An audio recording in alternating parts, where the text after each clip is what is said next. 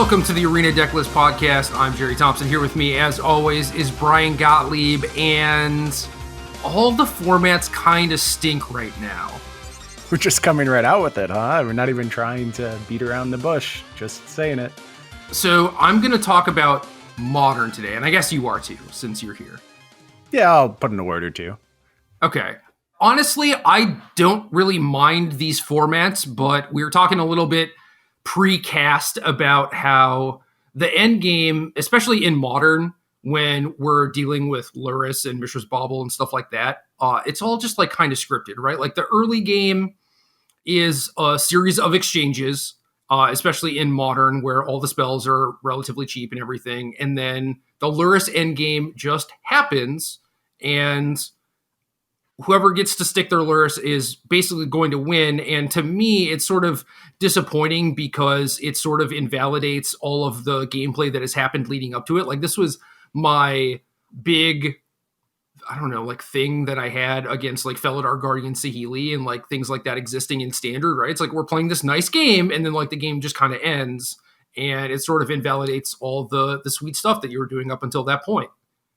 Yeah, you're jockeying only around one specific thing. And then when that thing happens, the end game is reached and the advantage is mostly insurmountable. Like, obviously, there's comeback scenarios, but like if you are appropriately leveraging something like Lurrus, you're not exposing it ever, unless you were in a dire situation and then you probably lost the game somewhere else. You didn't lose because your Lurrus was answered. You lost because you were unable to efficiently set up stuff. And like, that's a fine game of Magic. That's real. And I think, in fact, a lot of people like that game of Magic. When I was talking to you before the show, I was relaying a story when I was prepping for PT Valencia in like 2013, 2014. It was right around the time that 14, I think.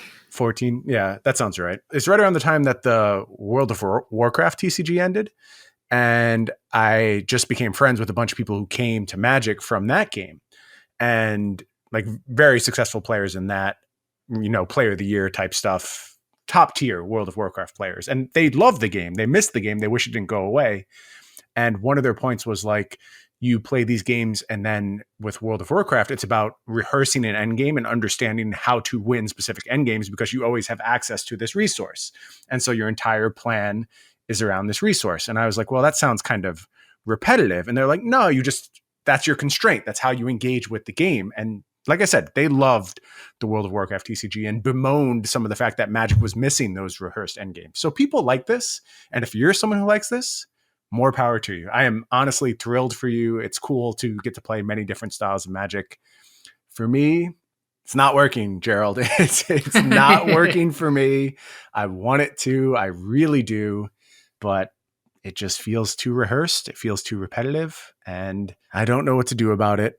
I guess the answer is to play a lot of Limited, which is what I have been doing, playing Limited to death. I tried to talk you into a Limited show today. I even tried to drum up some data to support it, and Limited did pretty well in my poll, by the way. People are interested in Limited content right now, but not quite enough for us to pull the trigger and do a full Limited show. And I understand why. So I'm not against doing a Limited show at some point. I don't think that it should necessarily take the place of our weekly show. Like, it should be a bonus episode. Yep. And I also think that it should be a fundamentals thing and not necessarily like this obscure uncommon is really good in this archetype, because I don't think that a lot of people are going to be familiar with the text on the cards, which is part of the problem with limited event coverage in general, and is like something that we've talked about, probably on the cast at some point, but certainly privately too, where, in order to make limited coverage engaging, you need to have people actually know what the cards do. And if you're not doing a good job of promoting limited and making it important for people to like play the limited formats, then people just aren't going to have that knowledge. Right. So I think it's just like a high barrier to entry in order for us to do a show of like what's good in Ikoria Limited. No, you're exactly right. And I understand that point. I guess I'll just say a few words to put over the format and explain why I like it so much, and then we can move away from it. But because it's super scripted? Well, that happens occasionally with the companions. Although, so I talked with Ifra about the companions the other day, and he's very anti them. And obviously I am anti them as a whole. But one point I made was like, if you feel it's important for there to be cards for less experienced players in limited that give them a chance of just spiking against the best players in the world, and like there's a good argument that is an important part of the experience, then I would much rather it look like a companion than Dream Trawler. Because companions, at least you can contemplate them from turn one and you can try to interact with that strategy. And it's real hard. Don't get me wrong. Like companions are messed up and limited. Well, but even if it's just like, oh, I need to save my removal spell for this Lurrus or whatever, like that is a plan that you can enact, right? Right. And you feel like you have some more agency, even if like you actually don't. Lurrus will just take over the game regardless because they have like the corpse churn they were supposed to draft and they did so appropriately. But anyway, that's besides the point. What I wanted to say is that I like this draft format so much, not necessarily because of the gameplay. I actually think the gameplay is highly variable. There are some very bad games in the format and there's occasional good ones as well. But the deck building decisions and the drafting decisions are where I really, really like this format. And I could just draft over and over and over and not play the games and build the decks and move on, because I find myself constantly faced with very difficult decisions, because I think in this format in particular, you are really rewarded for building a deck, not taking the best cards. Yes. And I love when that happens in a limited format. And would I prefer the gameplay be a little bit less swingy? Yeah, probably. And would I prefer the companions were nerfed a little bit so they weren't as impactful? Absolutely. But there's still a lot of good to be done in the drafting and deck building stages of this format. So I've been having a good time with it. Yeah, I currently have 2 draft decks and a sealed deck on Arena, and it kind of stinks to hear you say that you want to do the building and not the playing, because I would be happy if you would just finish those for me so I could like draft again. But like I don't really want to play the games.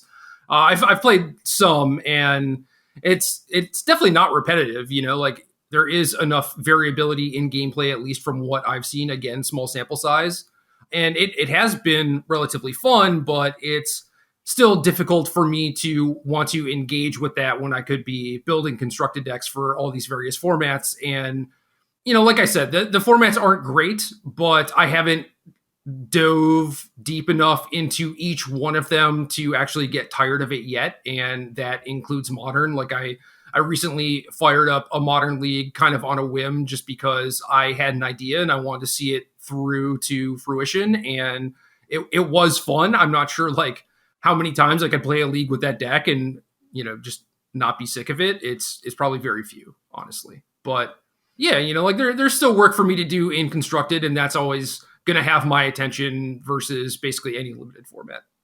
Usually right there with you. I just was caught this time. And like I said, I try to ride out the wave when I'm super excited about something in Magic. So we'll see where I'm at next week. Maybe I'm coming back around and joining you in Modern. And you know what? I think you made a good point. I actually think like playing a few games with these companions, and even as many games as I have played, I think it's fine. Like I don't hate it right now. The problem is I can extrapolate how I will feel a year from now, 2 years from now, 5 years from now, when every single game has been about these cards for all of eternity. And like, it's very easy to understand. I will be frustrated at that point. Right. You see the writing on the wall. And yes. I kind of do too. I mean, we're going to do a Modern deck dump. There are 71 decks, I believe, in this league. This league is from April 28th. If y'all want to follow along, go to mtgo.com, and then there will be a link for deck list, and then you can scroll down a little bit and find that deck dump. And we did a Control F for Lurrus, and there are 30 instances of Lurrus showing up in these decks. Yeah, that's a lot. That's certainly the taker of the cake when it comes to the companions right now, but there's going to be a lot of other companions in this deck dump as well.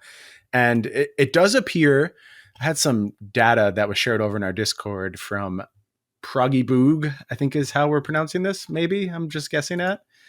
It does appear that Modern is actually the format that has been least infiltrated by companions. They're still in 58% of decks. So take that for what you will, but that's as good as it gets right now, apparently. So there you are. Yeah. And I mean, for Modern, again, these are the league deck lists for Magic Online, right? So like they don't publish duplicate deck lists. So there are 30 reasonably different Lurrus deck lists. So there is variation in between here, you know? I wouldn't deny that for 1 second. It's just if every deck has the same end game, then is there actually variation? Like you do different stuff early, but you're always playing to the same point. Yeah, well, my point is just that, like, you are abusing Lurrus in different ways, right? It's like Lurrus with Goblin Guide and Lurrus with Death Shadow and Lurrus just with Mishra's Bauble as a control engine or Snapcaster Mage or whatever. So, like, there are different ways that you can try and utilize that end game, but yeah, the end game is ultimately like you do some stuff and then Lurrus gives you a huge amount of advantage that allows you to actually close. So last Lurrus standing. Basically. So this is going to take us a while. We've already wasted 10 minutes. I didn't even get to talk about the reason I quit Shadowverse, which is the repetitiveness in the end games, kind of like the World of Warcraft issue, but we're just going to skip over that. Okay. All right. First deck list, True Hero. These are all 5-0s from Modern. Again, April 28th is the date you're looking for. Death Shadow, Monastery Swiftspear with Lurrus and Mishra's Bauble. So this is like the aggro Death Shadow decks with Become Immense and Temur Battle Rage. This one also features Crash Through, which for the most part, I think is kind of like a better Temur Battle Rage. It's also good with Swiftspear. With Lurrus, you can't play things like Street Wraith, but these folks are making do with just things like Thoughtseize and Mutagenic Growth and obviously Fetch Shock. What happened to our enchantment that we were so pleased with last week? Footfall Crater, right? The cycling enchantment? So that's only good, I think, if you are really trying to maximize Traverse. And like this deck has 3 copies, but that's basically because you like there aren't really good threats past Shadow, Tarmogoyf, Swiftspear, but like the Crater I would not play in my Swiftspear deck, right? Because I want it in the one that is the 8 discard spells, maybe Stubborn Denial, like a little bit more mid-rangey, more controlling, and then that's kind of like your Crash Through thing. But Crash Through with Swiftspear, I think, is just a stronger combination. Word, that makes sense. I mean, you don't get a prowess trigger from cycling. It's that simple in my eyes. So I agree with you. Crash Through makes more sense here. Yeah. And one Seal of Fire also combos with Lurrus and Tarmogoyf to an extent. Also a couple copies of Dismember to enable the Death Shadows, which I think is a thing that we talked about. Yeah, I mean, this seems like pretty standard. This is like beat down Lurrus, I would say, in one of its forms. Love seeing these weirdo permanent sources of damage showing up more. Seal of Fire is always one of the cards I've enjoyed in Magic. And I think we'll just be seeing more of these type of effects. Seals. You and I talked a bit before the show about things like Soul Guide Lantern and Pioneer, where I think that card is criminally underplayed right now. Lurrus is going to bring all of these type of effects to the foreground of our minds. Second deck, Drew 647A, red-green Atarka's Command with Burning Tree Emissary, Hidden Herbalists, the Bushwhackers, no Dryad Arbor, and because there's like some Domries and like Slaughterhorns and stuff, there's no Lurrus in this deck, although I have seen some Lurruses in decks like this. Yeah, I was wondering when I started going through this list if it was going to be an Amori list, just because the creature count was so high, but I think Atarka's Command and Lightning Bolt probably too important, and Mori doesn't actually do anything here. So this deck is not good, and it shows up every now and then and can exploit the right metagame, but not one of my favorites. Yeah, I mean, just on turn 2, you're trying to put, like 10 power onto the battlefield, basically, and then try and kill them on turn 3. So, like, you're a beatdown deck that has potentially faster goldfishes than something like Burn, but you also don't do the thing where you just, like, make a lot of decks cards irrelevant, where you stop drawing creatures at some point, you start drawing a bunch of like Boros Charms and stuff and close the game that way when they have a handful of Fatal Pushes or whatever. So like this deck is more vulnerable to removal, but definitely way more explosive. I like these Galea of the Endless Dance. I think that's kind of a cool pickup. And then I went looking for satyrs in the deck and I was like, Burning Tree Emissary maybe? No, it's a shaman, unfortunately. So yeah. Well, it's also a human. There. Right. Guess it can't be a satyr. I mean, satyrs are half human. Come on, give them a little credit. Yeah, but like Gully of the Endless Dance isn't like, you don't get half credit, Maybe you get +1/0 as opposed to +1/1. I mean, yeah, I'd be fine with that if you like share half a characteristic or whatever. You have opposable thumbs, you get +1/+0. How long until cards have that kind of wordiness on them? The next onset, baby. Right. All right, J-Dez. Death Shadow, Giver of Runes, Ranger Captain of Eos, Street Wraith, Scholar, Stoneforge Mystic. So straight up white-black Death Shadow has Ranger Captain of Eos and Street Wraith and, Batter Skull swords and stuff like that. So can't play Lurrus.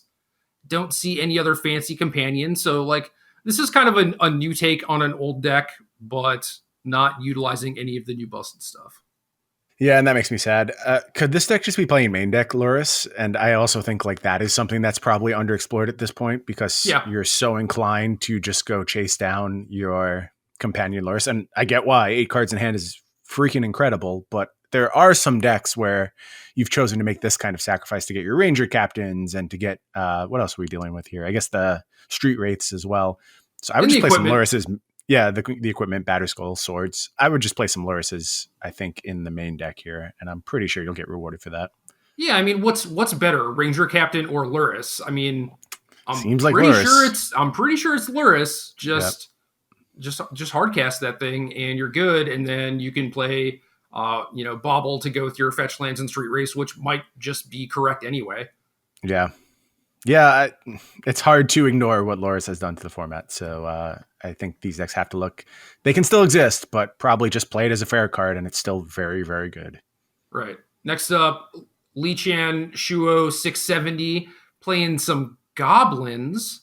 Matron Ringleader, Grumgully, Metallic Mimic, a couple Mog Fanatics, Munitions Expert, Murderous Redcap, Putrid Goblin, Slinking Lieutenant, Skirk Prospector, Aether Vial. So just all creatures, some goblins. I assume there's Grumgully, Metallic Mimic, Redcap, Sack Outlet. That's a combo, right?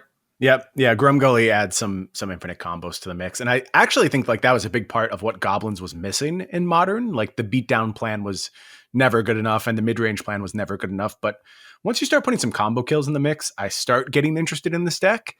It's hard for me to envision the scenarios where I want to do this as opposed to humans. If I'm choosing an Aether Vial deck, I am probably going that direction. And if I'm not going that direction, then I'm contemplating Spirits because I really want the disruptive elements they bring to the table. So real quick, can you think of a metagame where Goblins kind of outclasses either of those? I guess in the fairest of metagames, I really like Ringleader Matron in those scenarios. Yeah. And I mean, so humans and Spirits are both disruptive in their own way, right? Right.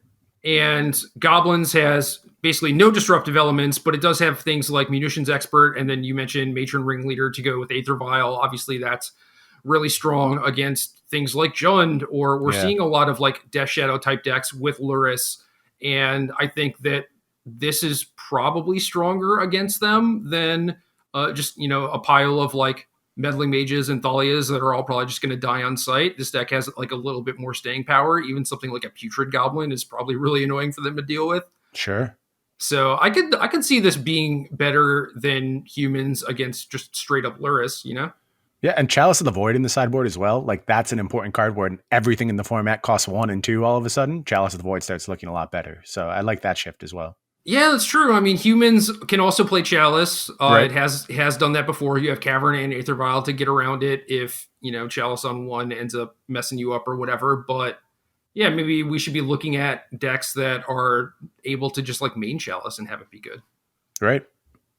Next up, Trellin with Mono Blue Tron. This is not as all over the place as most Mono Blue Tron decks. This deck has a decent amount of 4-ofs and basically has a cohesive game plan and a cohesive sideboard. So I'm impressed. Most of the lists that I see that are doing well on Magic Online are just, they could be Lutri decks, basically. Yeah. Well, this one is not, and I think correctly so. And I will point out 4 Relic of Progenitus in the main deck. Nice. Also, more Chalice of the Void in the sideboard. So we're already starting to see the format try and account for what the companions do to it and control graveyards a little bit better and control these cheap permanents a little bit better. Yeah, and Relic was already good because of Uro. Right. And that's kind of fallen by the wayside or whatever, but seeing 4 Relic main deck is a thing that should have been happening already. I don't know if Uro has fallen by the wayside. I'm sure we will get a chance to talk about that as we go through this, though, so we don't have to have that conversation now. I mean, it's now Lurrus is in half the decks instead of Uro. That's all. Right. Okay. I'll give you that. Uro is still the next big thing, I believe. Yeah. Anyway, next deck, the Pen Sword. And I am not going to read out all these cards because this is a Lutri deck. This is just straight up blue-red, kind of controlling. It's got some time warps and some planeswalkers and stuff like that, but a lot of removal, a lot of counter spells, Brazen Borrower, Bone Crusher Giant, stuff like that. Cool thing about Lutri is that you get to maintain a real mana base. So there's like fetches and shocklands and mystic sanctuaries. So you actually get to do real stuff. Can you envision a point where this deck becomes more than just a meme? Obviously, Lutri has already seen success in Vintage. Now, in Vintage, you're highly incentivized to play a bunch of one-ofs anyway by the rules of that format, and your one-ofs are things like Ancestral Recall. So you're pretty much okay with Lutri there. But can you envision a world where something like this actually works in Modern? I look at this deck and I see a lot of cards where I'm just like, isn't there something better we can be playing? And that makes me think that Lutri is probably not a thing that you really want to be doing, you know, because it's like, are you really going to get to a point where you can like Lutri your Factor Fiction or your Time Warp or whatever? Like, isn't that just going to take a long time? Like, can't you just build basically what I did where it's like, you know, blue-black control with Lurrus and just annihilate people? Isn't that better? I mean, obviously there's like meme value, you know? I don't think anyone really like sleeves this up and is like, yeah, I broke it. This is the best deck. Yeah, I kind of feel like I am already at the point where I am willing to think about a world where Lurrus is not just the best thing you could be doing all the time. Sure. I don't know if that world is coming. I don't know what those circumstances will be like, but I have considered it. And your point is fair. While you can do that end game, you probably should. If there's a world where you can't, I don't know. I mean, Lutri has been so swingy for me every time I've cast it in Limited. And obviously we're talking very different formats when it comes to Modern, but the effect is real. You can play around it very well. You have some buybacks as well with things like Cryptic Command if it's beneficial to do so. So yeah, at least check it out. I agree it's not going to be top tier right now. Yes, I agree with that. Ballastin 93 with green-white Heliod with some Zerda's main and a Zerda in the sideboard. Kind of funny that, you know, like, I don't know, just things like Birds of Paradise and Noble Hierarch. It's like, yeah, those count as activated abilities. You know, it's like you really don't have to stretch too hard to be able to play this as your companion, and it's just not that bad with the rest of your deck. So, especially with like Duskwatch Recruiter, which this deck has as a 4 of, and a couple of Eldrazi Displacers, like there are some sweet combos. I think so. This deck looks very real to me as far as an upgrade of this existing archetype. Now, this archetype has had issues historically. I don't know that any of those are erased by the addition of Zerda, but it does seem like it would be more consistent. It seems like you have an ability to play a better game against removal with the Zerda Duskwatch Recruiter setup, which, again, that's what your late game will play towards in those scenarios. Even things like Walking Ballista just becoming this incredible machine gun much faster seem very promising to me. So I like this deck quite a bit. I would put this on my to-play list very, very soon. I hope it's good. I don't know if we're going to get there or not, but we'll see. What do you think about the Grafdigger's Cage in the sideboard? Kind of awkward considering they have 4 collected companies, but I don't know. Is there a reason why you would want Cage and not like Rest in Peace or something? I don't. Well, so either one is going to break your Zerda, right? And there is Relic of Progenitus. So it's just strange to me that we went this route given how much of our deck this turns off. I would have to ask the deck builder why this is the case, but if I were sleeving this up, I would just go to 4 Relic of Progenitus right away. Yeah. I mean, and there is a split too. There's 2 Cage, 2 Relic.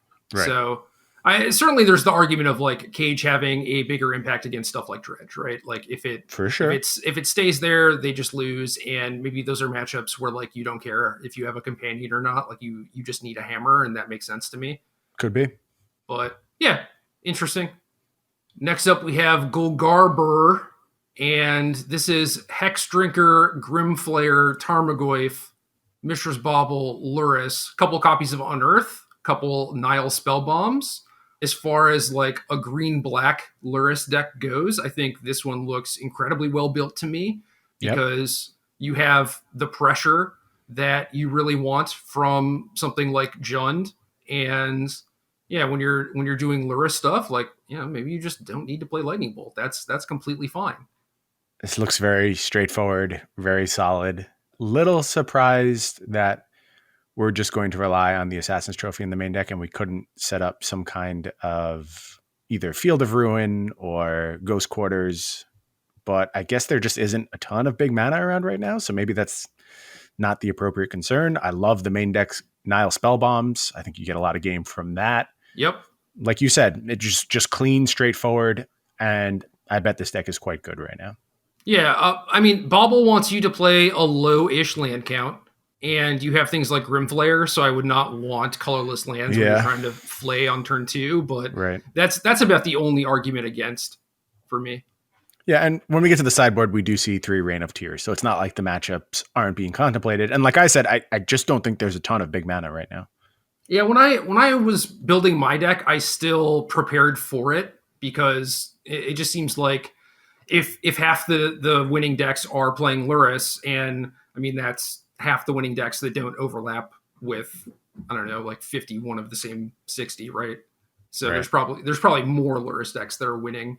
It just seems like going over the top of them with something like Tron does seem reasonable, but I mean, when they all get lower to the ground, like Hexdrinker and Grimflayer, stuff like that, like I am less happy to be playing something like Tron against a green-black deck that's like that. So I don't know. I don't think it's like enough to sway the matchup and like make me not want to take the Tron side of things, but it's still interesting. It's also just like Tron doesn't get to really play any of the flashy companions, and people are trying out the new stuff because it's sweet. Yes, very true. Next up, we have Yo, spelled the French way, Yeaux. And this is kind of like the same deck that we saw above. 4 Bauble, 2 Nile Spellbomb. But this is Abzan, no Hexdrinkers, has Dark Confidant instead, and some Lingering Souls. Path to Exile mostly instead of Fatal Push. So a little bit more mid-rangey, and gets to play things like Kataki and Core Firewalker in the sideboard, but still gets to do that Lurrus stuff. You don't need Lingering Souls when every card in your deck is now Lingering Souls, because you have Lurrus. And I agree. Those bodies have not mattered for a long time. Like Affinity, long time ago, the way back Modern that we used to play, it was about Lingering Souls. Things have changed dramatically since then. So I do not think Lingering Souls is a Modern playable card any longer. I know that will make you sad, Gerald, as you love you some Lingering Souls. No, dude, I played Lingering Souls because I was never like, oh, this is busted. Yeah. Those spirits have never mattered less. I was never a big Lingering Souls fan. Do you, like, remember when I was playing Shadow? Like when we pioneered that in Vancouver? Like, I hated the Lingering Souls. I just eventually cut them. And that's where they're supposed to be the best, is like for the mirror match, right? And I'm just like, this just doesn't do enough. And if there was like a reason for you to play Lingering Souls now, it would be like, oh yeah, because everyone's playing Lurrus, and therefore they're playing like Tarmogoyf and Death Shadow, and like, oh, these 1/1 blockers are good, and it's good against discard and stuff. But yeah, like the way the games play out, it's really not that effective. It doesn't do a whole lot. And then certainly when you're talking about things like Tron, it's just a joke. Yeah. And also, like, people are accounting for graveyards more than they used to, so that makes this card doubly worse. I don't think you need to lean into this angle particularly hard. Yeah. So I would skip the Souls. Foreign Magra. This is an 80 card main deck. You know what that means. It's your boy. It's Yorion. Love me some Yorion. The Yorion modern decks are wild. So this is Saheeli, Teferi, Felidar Guardian. Also with Oath of Nissa, Utopia Sprawl, Oath of Kaya, Bring to Light, Eladamri's Call, a toolbox that includes Kiki Jiki Mirror Breaker. So like a lot of very dope things to blink with Yorion. And then the sideboard is just some hammers like Ravenous Trap, Mystical Dispute, Unmoored Ego. And I don't know. I mean, if you think that this sort of setup is good in Modern, or if you just want to do, you know, wild kind of like creature combo-y things, you have a lot of options now. Yeah. I'm not even going to try and say whether this deck is good or not. Like, it's impossible for me to assess. I am confused about why Yorion is so often slotting into decks that rely on some very specific cards to do their main game plan. Now, that being said, one of the places where you could talk me into it is in a Bring to Light deck, where you do get some extra utility by virtue of your deck expanding a little bit. So Bring to Light combo with Yorion, I'm actually kind of into, but I do think Yorion has been a bit overplayed in situations where you're trying to establish a combo. Honestly, I'm talking a little bit more about Standard than I am Modern right now. I don't get Yorion Fire's setup whatsoever. I don't know. We'll see where that deck falls in the spectrum as the format plays out. I think it's going to find a pretty quick descent to the bottom, but maybe I'm wrong. It just seems like there's a very specific condition you want to meet with Yorion, and that's that all of my cards are so absurd, and adding a little Yorion into the mix just is value on top. And it doesn't matter what half of my deck I'm going to draw because all of my cards are busted. Well, to be fair, I think that this deck does a pretty good job of expanding on that, where you have Birds and Noble Hierarch and Utopia Sprawl. So it's not like increasing your deck size means that your deck becomes less consistent as a result. And it does have Felidar Saheeli, but it's definitely not leaning on that, you know? Yeah, I mean, maybe that's the problem, is I'm overvaluing how much it cares about the combo, and it just isn't all that interested. But like you said, I mean, there's a lot of redundancy. Eladamri's Call being in the mix as well, and Bring to Light ties all of this stuff together. It lets you play all these packages. So An interesting approach to this. I'm just making a general preference statement. I prefer Yorion in fair decks and not combo setups. But your point that this may not be relying on the combo, very, very salient. Yeah, I mean, most of the fair decks just incidentally have a combo finish to them anyway. It depends how we're defining combo. Is like, are we just calling Uro a combo now, or Urza a combo in and of itself? Because then I kind of agree, but... I would not go that far. But I mean, as far as like, you know, the Bird Noble Hierarch decks, right? Like even talking about the Zerta deck above, like, yeah, you're a Heliod deck, right? But like that deck is definitely set up to play fair games. And then if you combo people, cool. Right. But like going all in on the combo, you know, like the Devoted Druid decks do, generally doesn't work out. You know, it's not really what you want to be doing. It's not a focal point of the strat. It is very much your backup plan. Sure. Next up, McCleskey playing some humans, 2 Kessig Malcontents, and no real new cards. We're the generals, man. Yeah, no general and no Gigantha either, both of which have seen some play in humans. So, I mean, I guess this is just the moment to say, how is humans in this metagame right now? I thought a lot of the appeal was being able to control graveyards with general, so I am surprised to just see a stock humans list like this, more focused on quick kills with things like Kessig Malcontents. Well, I mean, that's a completely fine way to do things. You know, like the Lurrus, the good Lurrus setup is generally on turn 5, and this deck doesn't really want to get to turn 5. And Reflector Mage is good against Shadow and Tarmogoyf and stuff like that. I would also argue that the General is quite good against those cards too. So I would still want to be playing that. Yeah, you can't really argue with just like, I'm going to get you dead. You know, like that's basically not a bad decision in Modern. Sure. So I'm not mad. I would play some generals, but whatever. And then we got some Hugo 87 with Storm, fairly stock, it looks like, and no companion. Yeah, I guess you would say the same thing about this deck, right? Just get him dead on turn 4. And if the format is going to focus on Lurrus, then a stack-based combo sounds pretty good. Although I will again mention the focus on graveyards right now, and this deck mostly needing its graveyard, especially in games 1. I don't know. Nah, you have a repeal. It's fine. That's it? Just problem solved, 1 repeal? I mean, you can set up Grape Shot kills too. I mean, obviously this deck is capable of beating Graveyard Hate, especially in post-board games. Absolutely. Yeah, Empty the Warrens makes it very easy in most instances, actually. Yeah, and like we've been saying, not enough people are doing the Relic main deck stuff, right? So it's not like you're really going to get punished for playing a graveyard deck. But like the people who play Storm are the Storm diehards for the most part. It's very rare that you're just like, oh, I'm going to, you know, I'm normally a Jund player, but today I'm going to fire up Storm in a league. Like that doesn't happen. No, it mostly doesn't. I know I had a pretty long run with Storm before I abandoned it. I am the type who will occasionally just pick it up just for old time's sake. I'll usually get destroyed pretty quickly, and then I'll put it back on the shelf for another year or 2. Yeah. I mean, I think that's the way to do it. We have Raisins with good old Eldrazi Tron, Karn the Great Creator. I am kind of shocked that this card is still seeing a bunch of play without the Lattice, because when I was playing a bunch of different Karn decks, I found that Lattice was the thing that I was most often going after, and like all the other setups were just like a 20% of the time type of deal where it's like, oh, I guess I can get my liquid metal coating and it's good here. So I don't know. Karn is showing up way more than I expected it to. Yeah, I'm right there with you. I thought that was the end of this card in the format, but still around. This is probably more about Chalice of the Void being a good card right now than anything else. Yeah. If anything, I would thumbs up this deck because of things like Chalice and the fact that, I don't know, Reality Smasher doesn't really care about your stupid Lurrus. Sure.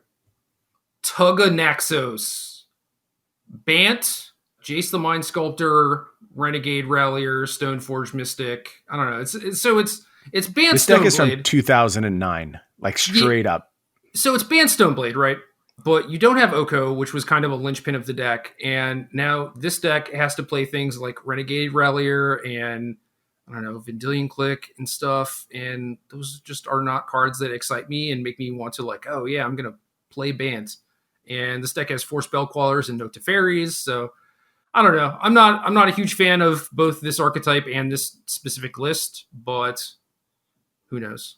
I will share a story. A while ago, I was doing an SCG show. I was sharing a hotel room with Matthias Hunt, and he and I started talking about power creep and how so many cards had just been invalidated by recent printings and probably will never see the light of day again. And the number one card, and basically we were trying to make a list of cards to sell because we didn't think they could possibly hold value. Number one card was Vendilion Click by a lot. So very surprised to see that here. Yeah, Brazen seems Borrower. better. Seems way better. Yeah, there are certain metagames, right? If like there's a bunch of combo and you need some more disruption, then cool. That makes sense. Right. That's not the case right now. Yeah, most of these decks are playing on the battlefield to some degree, and I don't know, like the Lurrus is chilling in exile, man. I don't know what you expect to do with it. Yep, not taking that one. Take away your Mishra's Bauble, that'll learn you. Got him. Metcalf 23, mono white, and here we go. 3 Lurrus main deck, super smart. Judges Familiars and Remorseful Cleric with Lurrus is pretty tight. Lot of lands that kill lands with Leon and Arbiter, so that's good. Yeah, like Lurrus is kind of weird with Aether Vial. Well, I guess if it's in your main deck, then it's fine. But playing Vial with like a companion Lurrus would be weird. Yeah, it doesn't sync up that way. Although I've seen some of the Vial decks pick up other companions, but it is a bit of a weird interaction. I mean, I still don't love this strategy, but I do think if you're going to play this strategy, main deck Lurrus is the way to go. Just always having access to these key cards like Giver of Runes and Leon and Arbiter, it's a big deal. It makes a difference for your deck.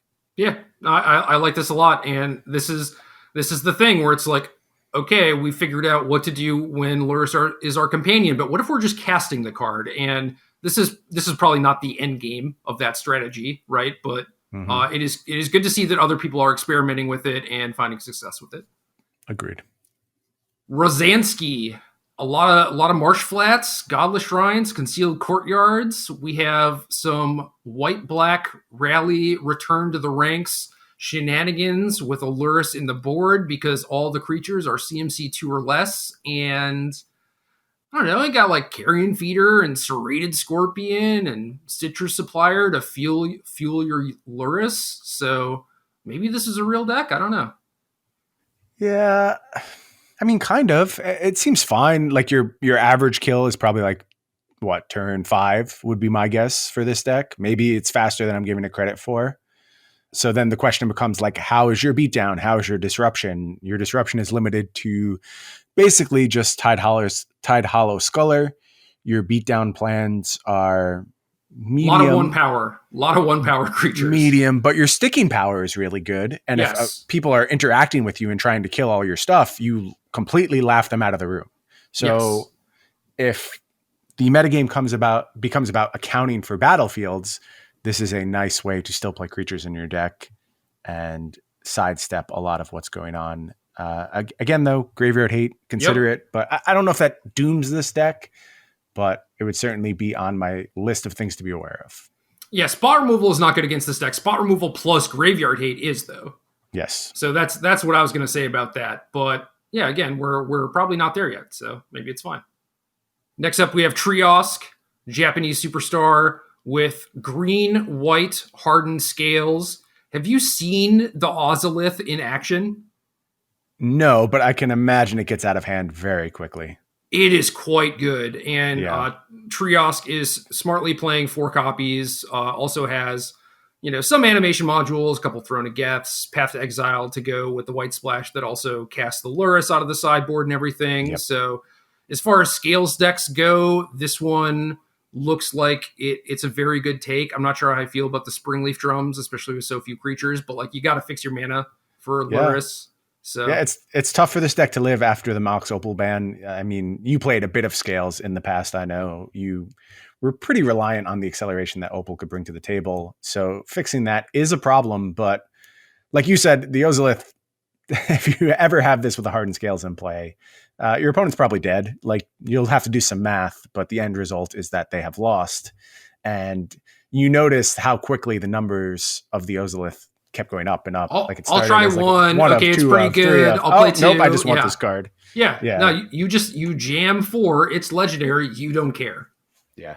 Pretty wild, explosive effect. And of course the Lurrus factor, being able to get to play a longer game. This deck doesn't do it as well as a bunch of the dedicated Lurrus setups. This is more of a, free Lurrus situation. So you may as well take it.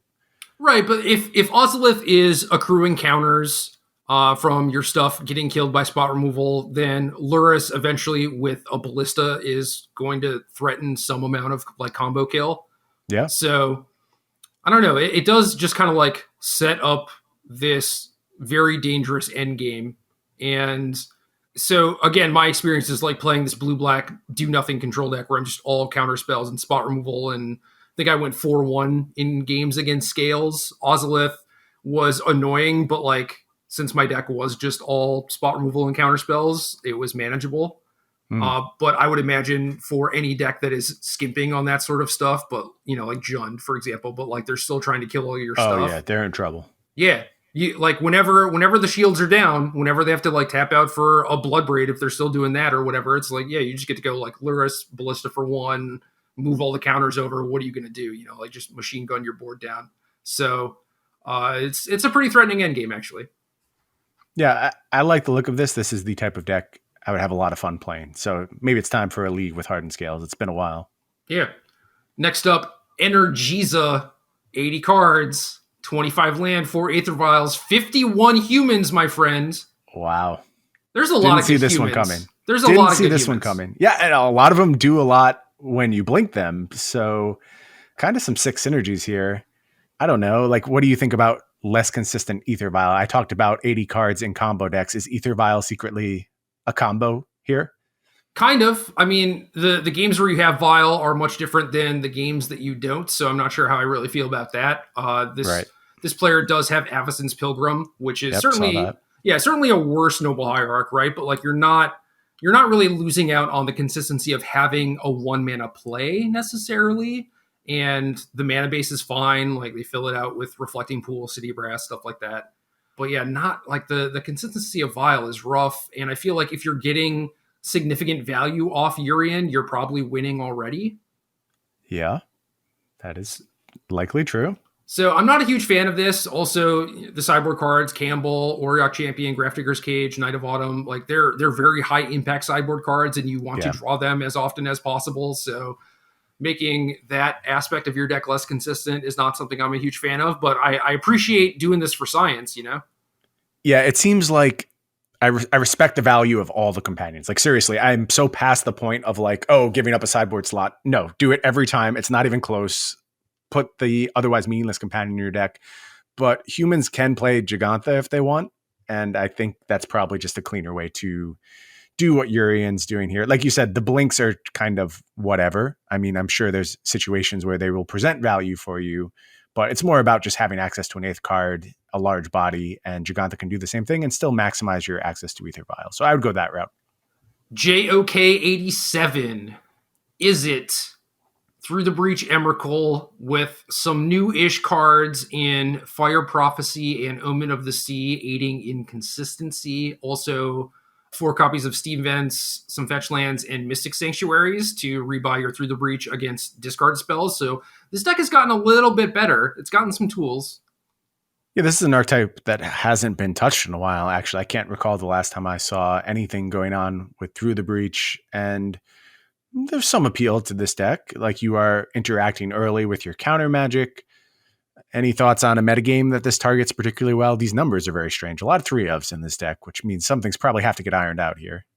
Yeah, maybe. I mean, the only card that is a 4-of is Through the Breach. I would almost certainly just be playing 4-opt and likely looking for ways to play additional cantrips in this deck. You have Snapcaster Mage and Thing in the Ice. So right. This deck is generally good if blue-based mid-range decks are strong, but you lack the finishing power against like big mana, just anything like Amulet or Tron or whatever, and then Through the Breach Emrakul can KO those decks. Sure. And you would most generally prefer to just be a normal blue-red deck against something like Jund and not be trying to set up this combo, but with Mystic Sanctuary in the mix, maybe that changes things enough. Like, maybe you can actually consistently Through the Breach them, because if you do assemble that combo, there's really not a whole lot they can do, right? Like, they just have to keep you off balance with discard. So I don't know. This might be viable. Okay. Keep an eye on that one. Next up, we have Be Real 2. I feel like I should know who this is, but I've liked this deck a lot. I've seen it pop up a few different times in these 5-0s. This is Rakdos Lurrus with Swift Spear, Dark Confidant, Abbot of Carol Keep, and Croxa.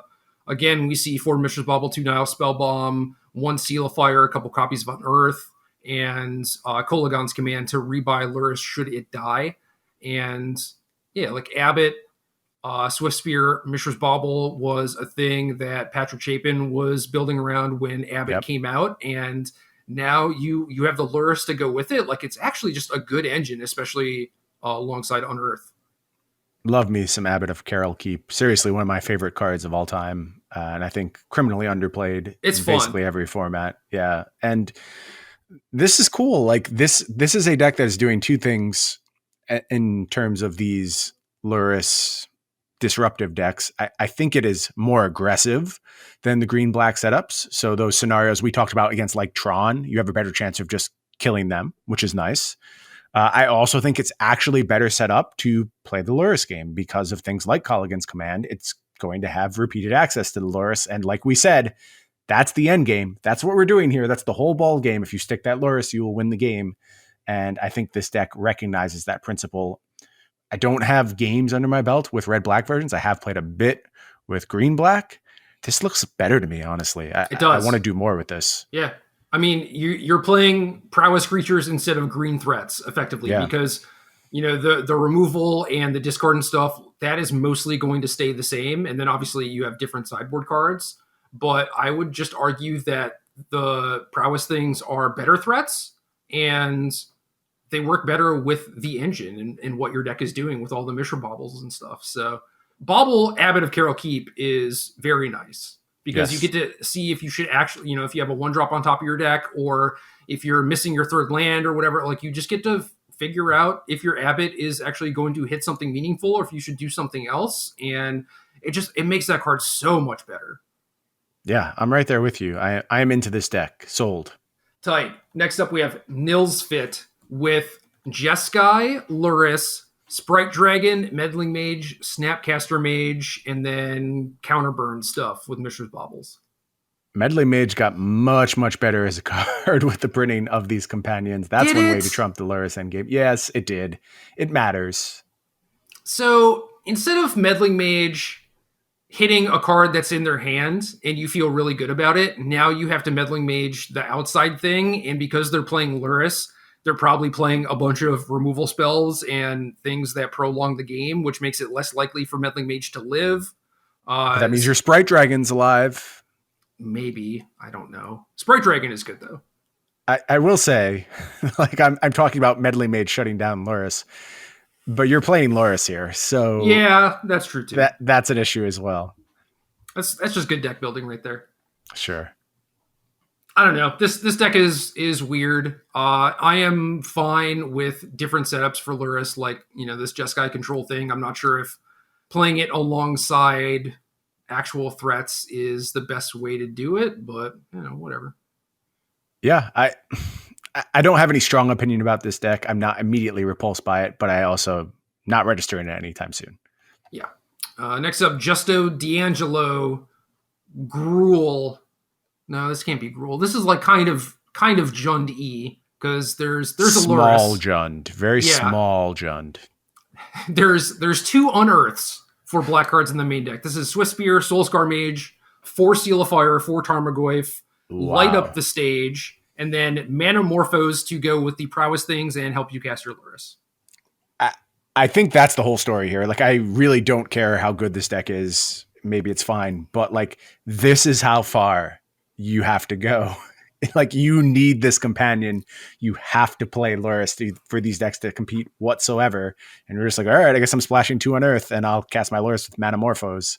Obviously, there's black lands in the deck as well, but there's also 3 Stomping Ground and 2 Mountain, so yeah. This is wild. But I mean, if I wanted to play this deck, I agree. I would go this far to have Lurrus in it. It is that impactful. But I would also just be like, why are we playing Tarmogoyf instead of Abbott? And then we can just play Rakdos and cut the crappy green cards. Sure. Maybe there's a world where that body matters. If the removal is all become size removal and Lightning Bolt and Seal of Fire, then you can make a case for it. I don't think that's the case. I think you see way more Fatal Push, but yeah, but even if your things die and you're doing like Unearth, Kolaghan's Command stuff, that's good for you. That actually, like, the worst thing is if they're not killing your creatures and they have a way to ignore them, and then your K commands and stuff don't really do a whole lot. Yeah. Anyway, Mean Fanny Pack. This is Orzhov taxes, sort of, with the Lurrus in the sideboard. A couple deadweights to combo with Lurrus, also Smuggler's Copter. Obviously, there's Mishra's Baubles. A little bit awkward because you have Leonin Arbiter, so you can't like go hard on fetches to actually like help the bauble filtering or whatever, but it's fine. Right. And then you have things like Dauntless Bodyguard to actually protect your Lurrus, which is kind of cute. Yeah, that's cool. Wasn't expecting to see that one as we move through the modern deck dump. Again, rapid acceleration of technology. It's all about Lurrus. Figure out how to protect it. This deck does a good job of that. Giver of Runes, Dauntless Bodyguard. Been a minute since I've seen some Serra Avengers in the deck, but here we are. Yeah, also a couple of Bajuka Bogs in the mana base, so not a whole lot of ways to like abuse those or anything. They're just raw. They're in there. That's recognizing that graveyards are a problem, and I guess you can just play that instead of wanting to play like a Nile Spellbomb or whatever, and that's fine. Yeah, I would be inclined to make some room for spell bombs once I decide this is important, but I think this is a good time for incidental graveyard hate. Like, just controlling the raw number of cards matters a lot because of Uro. So Bajuka Bog is probably better than it's ever been at any point in its history. Likely. Next up, Rai K. This is another Atarka's Command, Burning Tree Emissary, Hidden Herbalist, Gallia deck, but Lurrus in the board. Yeah. Four Mishra's Baubles, which I like this take a lot more because things like Domri are not super effective anyway. Like the 3 mana cards like are just kind of whatever. You can just very easily get rid of them and play Lurrus. Yeah, this deck is a lot closer to like classic Zoo, actual Wild Nacatl in the mix here, but still the explosiveness of Burning Tree Emissary starts. So this is cool. I actually love Zoo as an archetype. I used to play a lot of Zoo in Legacy, and then I played it for like the half a second it was decent in Modern. So if something like this could come back, I'd be pretty into it. I doubt it, though. I'm always skeptical of Zoo. Humans is the new Zoo. This is beat down Zoo, but like the Zoo decks I liked were the disruptive ones, not like the Fire Blast, Price of Progress, whatever. Sure, you were a blue Zoo fan. I mean, I liked Sculler, I guess. I liked going Wild Nacatl into Sculler. Okay. Next up, we have iRock with Mono Red, Kiln Fiend, no baubles to go with the 8 1-drop prowess creatures. There's no Lurrus or anything. So this is just Mono Red. This is an old... Get him dead. An old deck. Can't cast a companion if you kill him first. I guess. And you can't play Lurrus with Bedlam Reveler, so why even bother? All right. Next deck, 80 cards. And this is the one I liked. This has Sun Titan, Arkham's Astrolabe, Spreading Seas, Oath of Kaya, a lot of Yorion value, Wall of Omens, and a couple copies of Uro. I feel like that should probably be higher, but what do I know? Yeah, once you get to 80 cards, it feels like you're pretty safe with the 4 Uros. I'm pretty sure you always want one, but maybe you just don't create enough fuel. in this deck, and that's the problem. I kind of see that with the way we're set up here. It's been a minute since I saw Sun Titan too. A lot of cards being brought out of retirement this week. Blinking my Sun Titan with Yorion sounds like just a delight. And if I can ever realistically do that, I will be very happy. There are better cards to blink with Yorion though, and we're going to get to see them later on. This is cool. I think it plays second fiddle pretty clearly to other ways to do Yorion stuff. Yeah, 4 copies of Kaya's Guile main deck, though. Again, respecting graveyards. Important. Manuel Daninger, Death Shadow, Snapcaster Mage, Tarmogoyf, Seal of Fire. So we have 4-color Shadow with a Lurrus in the board. So what do you think about these decks? Obviously, you are a big Shadow fan. This is pretty stock Shadow for the most part, besides the absence of Street Wraith and the addition of Lurrus. So I don't really like Temur Battle Rage in general. This version is playing Tarmogoyf and 2 Traverses in what is otherwise a Grixis deck. So I don't know, it just seems kind of all over the place, and I feel like you could just do a better job of figuring out what your plan is and what you want it to be, and going down that route. Once you lose Street Wraith, I think Temur Battle Rage goes down in quality quite a bit. Just because you're not as consistently assembling those large shadows and you're kind of consenting to playing a bit longer game. So I understand there's some scenarios where like you can't win without Temur Battle Rage. Like this card ended up in these decks because of things like Humans. Humans is still around, so I get the concession to it. But I agree, it's much worse than it's been in the past. I mean, you can also just play Footfall Creators, right? And like crash through, and like there are other ways to get trample. I realize that, you know, Battle Rage also doubles the damage, which does matter a decent amount of the time, but also against things like Humans, the plan with this deck is, you know, Lurrus grind him out. Right. So kill everything. Yeah, I wouldn't really want to be on the Temur Battle Rage plan. I feel you. Mekrital, that's a good name. Burn, 4 Mishra's Baubles, easily casting a Lurrus out of the sideboard with all the Inspiring Vantages and Sacred Foundries and whatnot. So pretty normal. This is like the level 0 of the format, basically. Yep. This is the birthplace of the free Lurrus, where these decks didn't have to change all that much. Like they picked up Mishra's Bauble. I don't know. Like maybe they should have been playing Mishra's Bauble before. It's not even clear to me like that's a direct mistake, but it's a slam dunk once you add Lurrus to the mix. And this deck is just a fine baseline that everyone has to account for. Yeah, and we're seeing it. There's a lot of, you know, Dragon's Claws making a comeback and core Firewalkers and things like that. Like you have to respect this deck. Agreed. Hugo Freitas 1. As Foretold, Greater Gargadon, Crashing Footfalls, Restore Balance. No new cards. You know, like there's some Modern Horizon stuff. Decks like this have been around for a while, just like waiting for their breakout version. Not a big fan, really.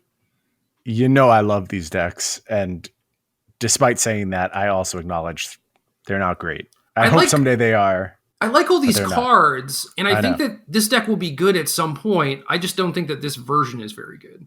What is it missing? Like when you play it, it's just like I can't even tell you what the problem is. It's fine. It occasionally wins. I see it do very powerful stuff. I just don't know how it takes that next step. Well, right now it's As Foretold and Restore Balance. So you want to combo Restore Balance with Greater Gargadon a lot of the time, and to make your Electro Dominances and As Foretold's not as blank, there's some Ancestrals, which is like, okay, you're going to draw more, Charizards and Ace of Clubs or whatever, because all of your cards are just, random things. But then you're just like playing Crashing Footfalls because it's like, oh, well, maybe Electro Dominance into the 2/4/4s is going to beat someone. And it doesn't. So I don't like the fact that they're just very spread out and kind of all over the place. Like if I wanted to do something like this, I would just play the Through the Breach deck or try and set up As Foretold Living End. Sure. Get to a place where the plan is more consistent. Makes sense. Yeah. Restore Balance, As Foretold, I think could also just be good with the border posts and doing stuff like that so that you're not as reliant on Greater Gargadon. And that's kind of part of my problem too. You're like, oh, I'm going to As Foretold Ancestral or like make some 4/4s with Crashing Footfalls. And then you want to Restore Balance to like take out their hand and their board and you just can't anymore. And if you don't have Gargadon, you can't get their lands. So you have to work so hard to win every game, I feel like. This deck was secretly a lot better when Faithless Looting was around, but yeah, so was every other deck, so it just didn't really matter all that much. God, can you imagine looting Lurrus? Nope. Just game no over. Thanks. Game Pass. over. Next up, Watsy Vendor, Reggie V, Green-Black Infect, starring Plague Stinger, and a Lurrus in the sideboard. If you want to play Lurrus with Infect, I like this take. Yeah, seems completely fine to me. And one of the problems for these Infect decks was, all my stuff got killed. I can't do anything. And now you just have an 8th card in your hand that your opponent can't interact with. You wait to play it on turn 4. You get an Infector back right away. They have to answer the Lurrus. Otherwise, you just get that Infector again. So they need 2 removal spells at that point. It seems like a huge tool for the long game and does a lot to end the game before other decks can start getting their engines online. So it feels good right now. It's also kind of dope that Lurrus plus Mutagenic Growth bricks Lightning Bolt, which is obviously one of the more commonly played removal spells. So the Shadow deck that we talked about up top, like the very first one, also had that combo. So I like that. That's cool. If you can find a way to get that into your one of your decks, then I think that makes a lot of sense. More sacrifices to keep those Lurruses alive. Yeah. Gargamel with Abzan small creatures and a Lurrus. This one's weird. Confidant, Giver of Runes, Hex Drinker, Selfless Spirit, Tarmogoyf, Thalia, Voice of Resurgence, Paths, Pushes. This is just Abzan cards. This deck looks strong against removal again. So like the opposing Lurrus decks, Jund-ish decks, I think this deck is probably fine. But I can make a long laundry list of things this deck is actually going to struggle against. So if the metagame becomes very focused on just this Lurrus setup, then here's your Lurrus deck for a trump. But I think we can find better decks overall. Yeah, no baubles too. I mean, you have 4 Thalias, so I get that, but I feel like you can't always wait until you have 4 mana to play Lurrus and get value from it. But Lurrus Selfless Spirit is definitely cool. Yeah, more good protection for Lurrus. ENNUIXD. I think this is like Enui and then the face, the XD face. Yeah, that's how I would read it. What does that word mean? I've heard that word before, but I don't actually know what it means. I feel like it's something bad. A feeling of listlessness and dissatisfaction arising from a lack of occupation or excitement. I feel that all the time. That's like my word. That's my life. Yeah. Maybe this is me. Maybe. I mean, they are playing Primeval Titan, so. Yeah, makes sense. And Tatiova. So a lot of creatures, shared summons, 1 copy in the main deck, 30 land. The Primeval Titan decks are doing weird things. I've seen versions of this deck that were playing Umori. Those have mostly died out, and this one has a decent amount of spells, but also, just like has a Grixis and some Wood Elves and whatnot. So, I don't know. Yeah, not really picking a lane. Better ways to do this stuff, be it Amulet or Scape Shift or whatever you want to do. I don't see a lot that's appealing about this particular setup. Yeah. Chewy478 playing Living End with 3 copies of Seasoned Pyromancer. Other than that, nothing too special. I love the people who are like queuing up for a league and they go, you know what, it's time to play some Living End. And I don't know how you ever reach that point, how you ever reach that decision. No, that's the Storm people, I think. It's like, I guess so. They've just been playing Living End forever. Yeah, you don't play Living End on a whim, right? I don't mean this like, I don't mean this meanly, but I know it's kind of going to come out that way. Like when you're doing the Storm stuff, you're like, oh, I'm solving this puzzle. It's really complicated. When you're doing the Living End stuff, you're like, yeah, I cycled 3 creatures and I played my 1 spell. And that's enough. Like you're just happy with that. Yeah. I don't know. There are good for you. I'm glad. I've known people who really enjoy playing Living End. And yeah, I never really stopped to think about it. Like, what is it exactly that you do like about this deck? I mean, when I was trying out this deck, when it was well positioned, like, 6 years ago, I did enjoy the fact that minor sequencing did matter and like, which land you play out first and how that's going to affect like, what card you cycle into and whether or not you're also going to be able to cycle that. And like, there were a bunch of minor sequencing decisions that did matter, which I enjoyed. But yes, like when you break it down to just like the actual gameplay, I mean, it was fairly simple. You know what? It's fine. If you enjoy Living End, Do your thing. I'm not mad. I'm glad you're having a good time. Yeah, I'm glad that Modern is the place for you where you can do stuff like that and have it be viable, you know? Yep, absolutely. Ak_S, 30 lands, Field of the Dead, Valakut, Dryad, Primeval Titan, no amulets, but with Karn. Yeah, this is the spot where you're really missing those Mycosynth Lattice. And like that should be your primary plan. And instead it's just like random stopgaps. At least you can get a Golos. That's cool in this deck. Sure. Can even get a land. Go get a Darksteel Citadel. Very nice. I do like this better than the last look at the Primeval Titan decks we went to. At least there is a reasonable B plan. But those cards are missing something for sure. Yeah, I mean, this one is streamlined, which I like, obviously. But I still don't know what we're doing. I mean, just play Hour of Promise or something if you want a high-impact card. Right. Wischingus. Green, white... Devoted Druid with some postmortem lunges and a Lurrus. So this is the really linear take on Devoted Druid combo that we were saying we weren't huge fans of. Lurrus does make it better. It's gotten better against all the removals, so that's good. Not enough to sell me on the deck, though. I just think these decks are actually quite fundamentally bad. Yeah. Next up, Dylan Fay. I'm a big Dylan Fay fan. Simic Nexus, 4 Wilderness Reclamation, Coatl, Uro, Archmage's Charm, Cryptic Command, Factor Fiction. Oh, yeah. Remands. This deck has been putting up some 5-0s. Looks decent. You just, do your thing until you find your one Nexus, and that's good enough to win. You're not, trying to, like, fog Nexus them or anything. You're just, like, the blue-green Uro shell with a bigger endgame.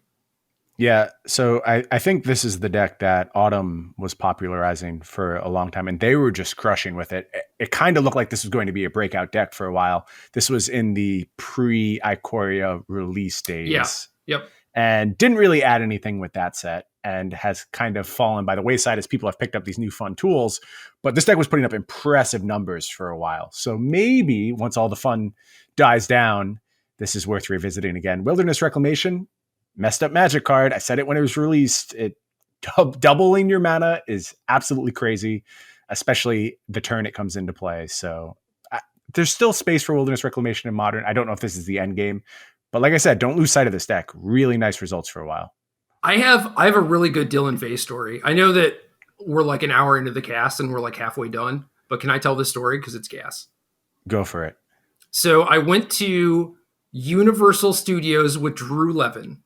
And we're in line to get some food, and I don't remember exactly, like how this started or what happened or whatever. But it's like, hi, I'd like this, Drew would like this, whatever, and like give the dude some money. Dude gives me change, and he's got this name tag on that says Dylan, and I'm just like, oh, like.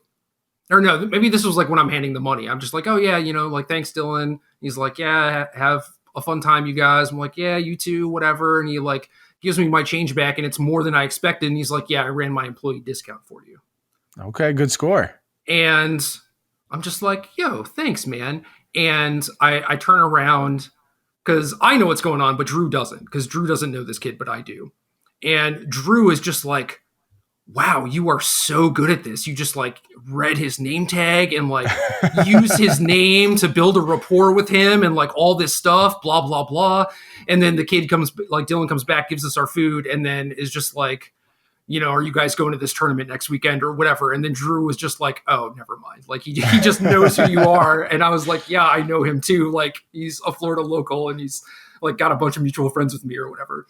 But so he thought you were the cashier whisperer, basically. Yeah. Just for like a brief moment, Drew Levin is just like, this dude is a god. Did you know that he like worked at this park, or was it just happenstance that you ran into? Okay. No, it was just like, we're in line and I'm just like, oh, that's funny. Like, that's Dylan. I know this kid. So sure. Yeah, I just like went up there and he said hi. I said hi. We did the all business stuff, and I just called him by name because I knew him, and I didn't think anything of it. I didn't think I was going to like get his employee discount. I didn't think that Drew was going to be like, oh my God, dude, like you're the nuts. Right. But just the way it ended up happening, like the swings that Drew went through in that like 10 seconds were just incredible. Love it. Yeah, so Dylan Faye's gas. Thanks for the 10% off my pretzel or whatever I got. I don't even remember. Next up, Ghostwork, red, green. They still call it Land Destruction, and it still has some random pillages in it, but it's just a Glorybringer, Bloodbraid Elf beatdown deck. I mean, there's Magus to the Moon, but I don't know. I thought this was going to become a Luca deck. I'm very surprised it didn't actually. That card seemed quite promising to be in these archetypes, but I guess I don't understand what it takes to succeed as a Glorybringer deck in Modern, and it's 4 Glorybringers apparently, not goofy Lucas that can do things like cast Emrakul. We're just here for 4 damage in the air. That's all we want. Nothing else. Thank you. I will exert it and kill your Lurrus. I believe that's game. What are you going to do? Fatal push me, bruh? Scoop him up, I guess.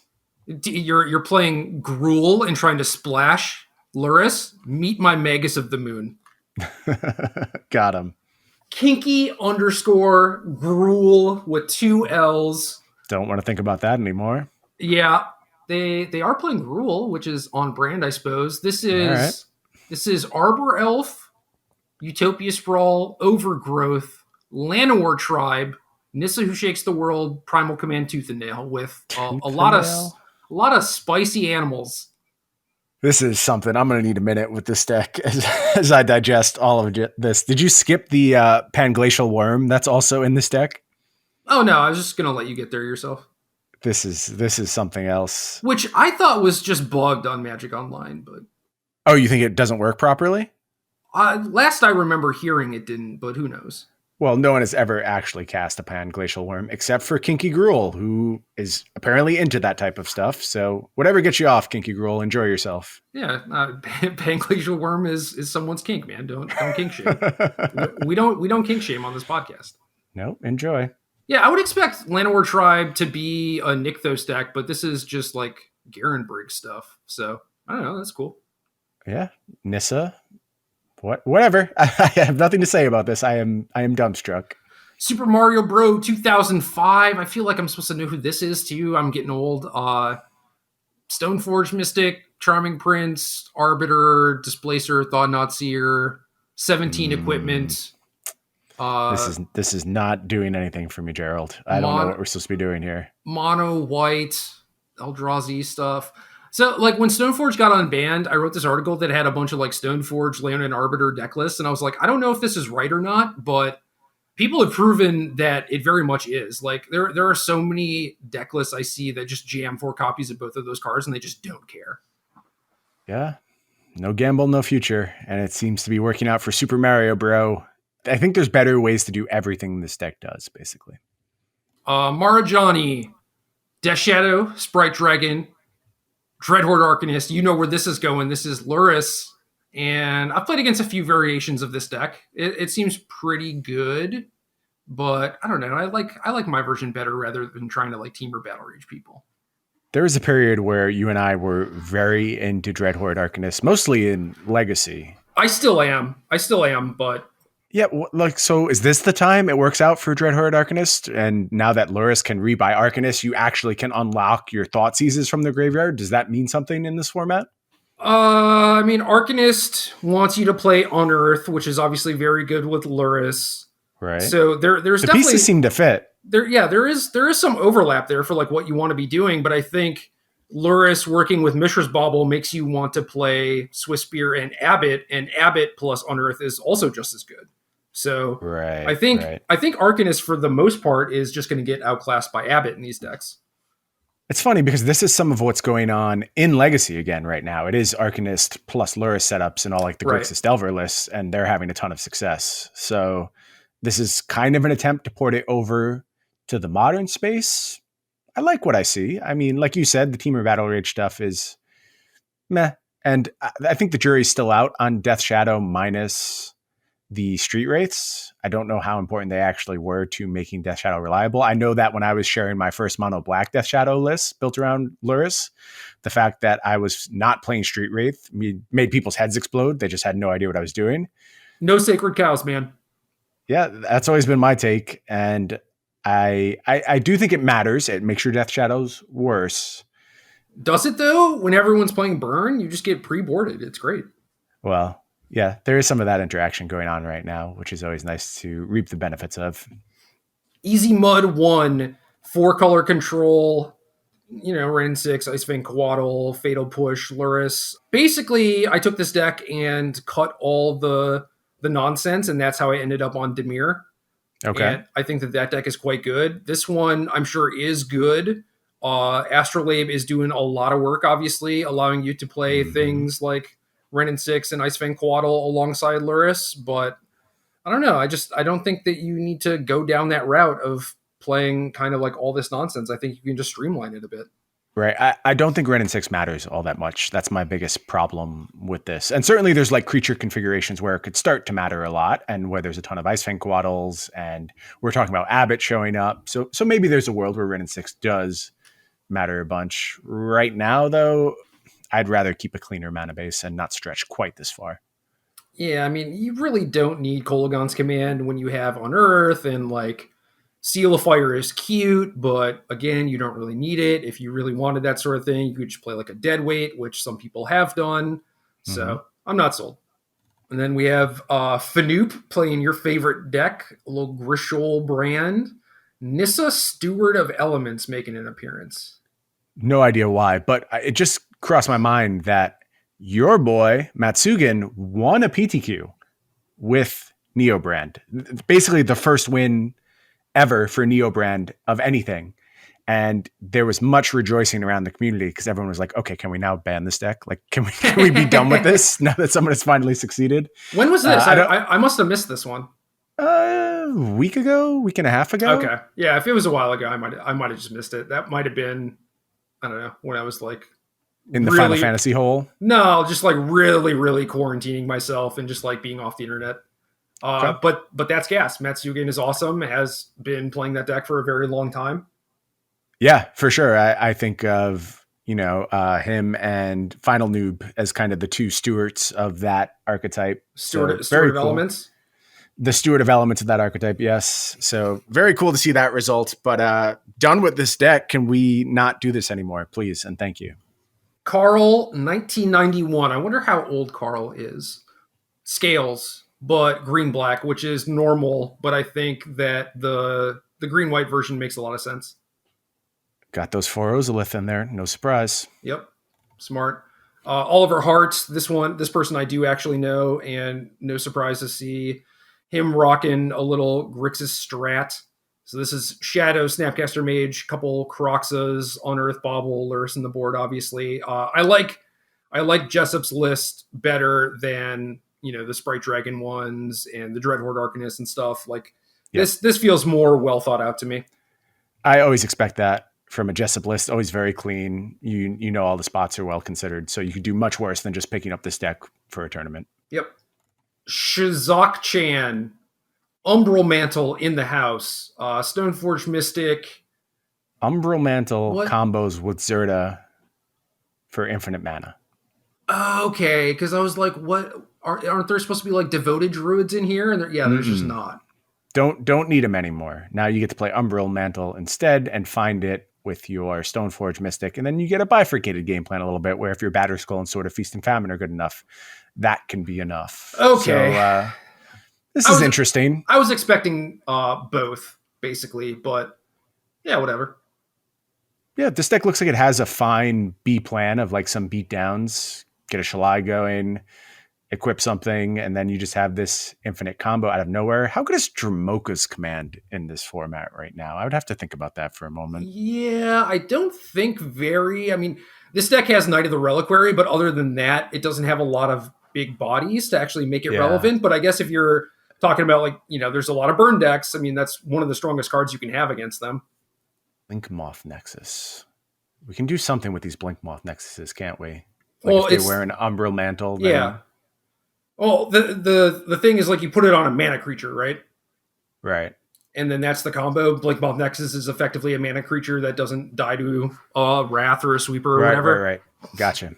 And, Blinkmoth Sword of Feast and Famine is fine if they're, like, killing all your creatures anyway. So, yeah, that makes sense to me. Yeah, this is weird. I would have to spend more time with this and really suss out what it's upgrading. But like I said, you get 2 game plans, and that's a big deal for a combo deck. Knight of the Reliquary, but no, like, Ghost Quarter or anything? That's kind of weird, too. Yeah, maybe a Bajuka Bog or 2. Yeah. Maybe not 2. That's a lot, man. That's far. We saw it before. Anything can happen these days. I know. Next up, Jason C34 with Tron, 4 relics main deck, super smart. Gigantha. Sure, why not? If it's free, it's me. Free Gigantha. Enjoy. It's not free. It costs you a sideboard card. That could be another Veil of Summer or whatever. Nope. No, I am not receptive to this argument. I think the 8th card in your hand matters so much more than that sideboard slot over and over and over. And I get Gigantha shouldn't matter for this deck, but I just think you will find so many spots where it does. And it's come up for me a lot. There are games where you're facing disruption and you get to the point where you're like casting Thragtusks and stuff. So I think that casting Gigantha could actually matter. This mana can't be spent to pay generic mana cost. Well, that's pretty bad for Gigantha. That's a strike against. Just a 5/5. Just a 5/5 here, basically. I mean, you can, do a couple things. You can cast your Ancient Stirrings or whatever, but probably not happening. I was thinking like, if this ramps to Ulamog, that could be tight. But yeah, I don't like it. Whatever, man. I think it's good. Elbow Soap. Lotus Bloom, Pentad Prism, Heartless Summoning Gyruda. I like this take. This is smart. Best take on Gyruda I've seen thus far. As a pure combo deck, I have no idea if this is viable, and it doesn't seem better than a whole lot, and it has a fizzle rate built into it, and no real B plan, although we're getting close. Like, you can copy something from your opponent with the Phyrexian Metamorph and maybe beat down. It seems doubtful, though. Yeah. And on the whole, though, this is the best setup I've seen for these Gyruda decks. 4 Cavernous Souls, 4 Gemstone Caverns. Very smart. I love it. Yes. Both very good. Liliana the Vess or Abzan. This one with Astrolabe and also 2 copies of Deadweight, 2 Unearth. Pretty normal. Just Confidant and Tarmogoyf for beaters and Lingering Souls, I guess, if you want to count that, even though I think it's just a brick. No more Lingering Souls. They're banned. Sideboard also has 2 copies of Empty the Pits, which is wild. And also 2 Witch's Cottage in the mana base. I like the Witch's Cottage. That might be good. Oh, that's a good Lurrus rebuy. Yeah. I mean, the problem is you have to play a bunch of swamps, right? But they've done this. Oh, I should put this in my mono black deck. This is actually a really good idea. Yeah. Yeah, this is... So I was like using Mystic Sanctuary to put Unearth back, but this might just be better. No, this skips a step. Yeah. Yeah, so that's cool. I like that. Agreed. Benjaminable Dredge. Boring. Next. Dog Mac Mister. Thassa's Oracle ad nauseum. It is pretty good right now. But next. We've seen ad nauseum a bunch of times. Test Dummy 54. I wonder if 1 through 53 were taken. Bogles with Lurrus. Cool. Kind of the same setup as Infect, but better against Burn. So that's cool. I mean, that's a widely played deck right now. Howbid Tron. 80 cards. Emery, Gilded Goose, Ice Fang, Uro, Urza, Wall of Blossoms, Abundant Growth, hell yeah, and then Kinnan. Kinnan is kind of scary. Yeah, this does a lot for your mana base. All those Mox Ambers, Arkham's Astrolabe getting completely juiced up. Doesn't work with Urza, unfortunately, but there are good applications for this card. And this is what I like from the Yorion decks. I think just like Blinking and Urza is so preposterous, and you get both the Uro and Urza setups because your deck size is larger, and you're not sad to play an Ice Fang Coatl as a potential Yorion target. You want to play that anyway. Blinking Emery is fine. Blinking Gilded Goose is fine. Obviously, these Abundant Growths have made their way into mana bases, and I tweeted out, this is the first Magic card I have bought in months. I bought foil Abundant Growths, and I haven't bought them in ages. And this was the card that broke me, and I just had to have. Well, you know the price of that is going up, so it's fine. I would assume so, but I just wanted to have them because this is exactly the type of nonsense I would like to get up to. Although I don't own Uros yet. I have not played a live tournament since this card has been released, so I will have to acquire those at some point. What did I play in that? I played Teamer Rec at PT Phoenix in a PTQ for 1 round. Okay. That's why I own Uros. Worth it. Great investment. I mean, it worked out for you. Oh yeah, absolutely. I paid $35 for a full art one, and I was like, that's a lot, but this card is just going to be good everywhere, so whatever. Seems pretty good. Yep. Then we have Traft playing Jeskai, but instead of Geist of St. Traft, there's a Lurrus in the sideboard. So even the person who names their Magic Online screen name after presumably a Magic card can't be tempted to play it when Lurrus is around. I mean, look how little this deck actually benefits from Lurrus in terms of like what cards you're returning. And there's still no question that it's 100% right. No. I mean, that's my point. There's no question that you're 100% supposed to do this, and it has made the deck significantly better just by having 4 Mishra's Bauble, 4 Snapcaster Mage. That's a big deal, man. That is a big deal. No, I agree. The impact is huge, but it's just 8 Magic cards in the entire deck that have any interaction with Lurrus, which is pretty mind-blowing. Right, but they're good ones. They are. Sandror, Collected Company, Aether Vial, 60-card humans with Safi, Renegade Rallier, and General Kudro. So some beatdowns, but some combos. Yeah, what's our infinite here? Zulaport Cutthroat. Okay. So like Safi, well, actually it's like Champion of the Parish Thalia's Lieutenant, right? Because like Rallier, Safi puts infinite creatures onto the battlefield. Why does it do? I'm just missing something. Talk me through it, please. I'm sure it's very obvious, and I'm being blind to something. But maybe you need a sack outlet too. Right. That's my thinking. But yeah. Okay. So you have Cartel Aristocrat. Yeah. To have access to that. Okay. Yeah. So because the thing doesn't die. The old Project X thing, the thing used to just die automatically. Right. So. Okay, and then if you have Thalia's Lieutenant or Zulaport Cutthroat in play, you have either made infinitely large creatures or you've just killed your opponent. Right. Okay, now I'm there. Or with Kudro, you can exile your opponent's entire graveyard. Wow, now we're playing with power. Yeah. You have infinite Bajuka Bogs whenever you want them. And we don't get any companions by virtue of going down this combo route, huh? Nah, but you get to play tight cards like Wiltleaf Liege and Riders of Gavany. Tight cards, he says. Tight, yeah. Sweet cards, not Sweet good cards. Yeah. Punt, then whine, playing Amulets with Karn. So is this just about shutting down like Arkham's Astrolabe? Is that what we're doing here? Baubles? I don't know. I have no idea. Shutting down Baubles seems pretty good. Karn was making a comeback before Lurrus in these decks. Right. So I really couldn't tell you. I don't think it seems good, but it does give you a different angle of attack, another threat. So it is a playable Magic card. I just don't think it's ideal. Okay. Macrocosmos, Utopia Sprawl. This one is Thundermaw Hellkite, not Glorybringer.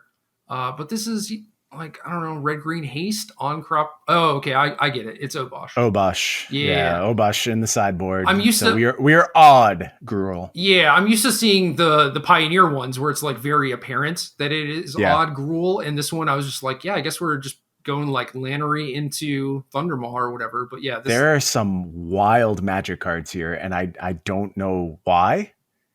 Like what? Deathgorge Scavenger? Yeah, and Captain Lannery Storm and On-Crop Crasher. Like, I'm not saying they're bad Magic cards. It's just I don't expect to see any of these cards in the modern context. Gruul Spellbreaker, Thundermaw Hellkite. Like, every single one of these cards has a close analog that you would expect to see more often, I think. I mean, I guess we do have 3 Glorybringers alongside the Thundermaw Hellkite. Yeah, so we need 6 dragons. I mean, Deathgorge Scavenger is main deck graveyard hate. Yes. I would expect to see the haste creatures with Obosh. I especially like On-Crop Crasher with Obosh, right? Because you just want to connect with something, so that helps you get some stuff through.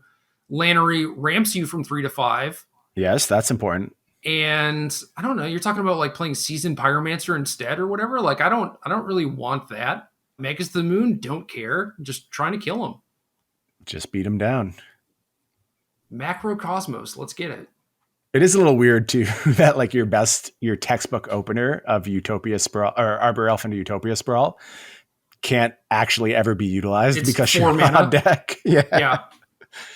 Oh well. No, then you can I don't know, play like your Kessig Wolf Run on that turn and use your turn 1 green mana to, I don't know. Nice. Big payoffs. Yeah, your Mountain. You could go 1 drop into 3 drop. Yeah, of course. Congratulations. You've done it. Yeah. Sebastian Stuckle, Bant, Icefang, Uro, Supreme Verdict. 80 cards. Abundant Growth, Omen of the Sea, Yorion. Yeah, mostly, but I don't know. It's funny. It's funny how I started looking at the list, and until I got to the enchantment section, I was just like, "Yeah, this is a normal deck." Right. You can't immediately tell. I will say that if I'm doing all this stuff, I'm just going to play Urza. Like Urza is such a ridiculously powerful card. I need a very good reason to pass on it, and don't really see one with the cards contained here. Like if you believe these Planeswalkers are particularly good, I guess that's what's selling you. But I don't think Jace the Mind Sculptor is a very good modern Magic card, and Teferi, Hero of Dominaria, feels much the same to me. I will give you that on Teferi. I still think Jace is fine. I mean, Jace plus Mystic Sanctuary Cryptic Command is very, very strong. Okay. And I mean, once you go to 80 cards, it's like, you have some room to play some bigger Magic cards, right? Some hard card drawers. But yeah, maybe just going the Urza route is better. But then you're not all like counter spells and Path to Exiles and stuff, which seems like this person valued a little bit more than playing to the battlefield. Right. Why Principe? Princip? I don't know. Jund, Ren and 6, Seal of Fire, Mishra's Bauble, Kroxa. Lurrus out the board, obviously. Like the more streamlined builds right now, but there's no question this is better than the old Jund list. Nice Lurrus upgrade. Yeah. I mean, this is better than Bloodbraid Jund, but Rakdos is probably better than this. I think so. Sultai, Hex Drinker, Mishra's Bauble, Nile Spellbomb, 1 Deadweight, 1 Explosives, 2 Unearths, a bunch of Cryptic Commands. So, I don't know, Lurrus, but people will keep playing creatures with it. I don't get it. Yeah, I don't know that we picked up a lot with our stretch to Sultai. It looks like a very medium version of other lists we've seen. So Cryptic Command in these decks don't really make much sense to me. Aaron Gomu playing 80 cards, similar to Stuckle's list, except they are splashing Ren and 6, but otherwise have, spot removal, Supreme Verdict. I guess they went as far as like Lightning Bolt, Lightning Helix also. Yeah, more of a burn focused take. I kind of like that with Uro. Like you do close games pretty quickly, having that little bit of extra reach. I could see it being impactful. Sure. Mana Symbol, 80 cards. This one is Ren and 6, Icefang Coatl, Dead of Winter, some Drown in the Locks, Fatal Pushes, maxing on Abundant Growth, Arkham's Astrolabe, which I really like. I feel like if you're playing Yorion, you should just have both of those cards. This deck maybe should have Lurrus's in the main deck. I saw one of the Legacy Yorion decks do that setup, and I actually thought it was pretty good. Like recurring your Icefang Coatls is just fine. I wish there was a little bit more consistent way to make sure you're getting points off of it. But 4 Ren and 6 start pushing you in that direction. Again, you kind of have to believe Ren and 6 is a strong enough Magic card where you're into it right now. And I don't know if I'm there yet. But if I was, then I would consider some main deck Lurruses here. Sure. M. Hayashi. This is Prowess Burn, but with Bauble, Seal of Fire, Path to Exile, and Lurrus in the board. Cool. I am less excited about main deck Path to Exile, but I guess if there's a bunch of Urls around, you could sell me on it. So maybe that's what these decks have to do now. Well, I also think that with the Prowess threats and Lurrus as an engine, you can make the case for having hard removal to get rid of Goyf and Death Shadow, which are otherwise going to brick wall you because you're able to play this longer game now. You think you have some cards to give, basically. Yeah. Well, I mean, you have Lurrus, right? So, like, you're up a card already. Yeah. That's a fair point. Now we have the best deck list I've ever seen in my life from I9K, and that is Dimir Lurrus Control. I tweeted about this because this is my account. Okay, so I have nothing to say. Tell us why this deck is good. I don't know. It's gas. You just counter all their spells. Okay, done. Next deck. No, I mean, that makes sense to me. I mean, why do you feel counter magic makes sense in the format as it's set up right now? I don't necessarily, but I knew that I wanted to play a Lurrus control deck. And this is kind of where going down that rabbit hole brought me, where I knew that I wanted to play Thought Scour. And since I was playing Thought Scour, it's like, well, Drown in the Loch is going to be pretty good. And I could either just play like 2 copies or I could go super hard on it, you know? And I sketched out both a list with and without it. And the one with it just looked very, very solid to me, to the point where I was like, okay, I'm just going to like lean on this. And I do want to Thought Scour both me and my opponent, but like I'll start with them and then, finish off with me at some point if I need to. But yeah, just countering all their stuff and then having this engine waiting for you is just incredible. And then Drown in the Loch is also a card that just like lets you play like Lurrus and have hard counterspell open on turn 5 after you bring back a Mishra's Bauble, and that's just game over right there. Hard to argue with that. This is a very U deck. The margins seem very slim. It's also a very me deck in the fact that you have very few ways to win the game, which I am all about. Go look at the thread because it's kind of funny. I think you've seen a lot of it already, but like for people who haven't seen it, like I tweeted about this deck, and there were so many people like asking the same questions where it's just like, is Creeping Tar Pit? Tar Pit, anyone? Is Astrolabe worth it? Can you play more win conditions? And it's like, these are all like reasonable questions, right? But they're like, how do you win games? And it's like, just eventually you kill them with Lurrus. That's fine.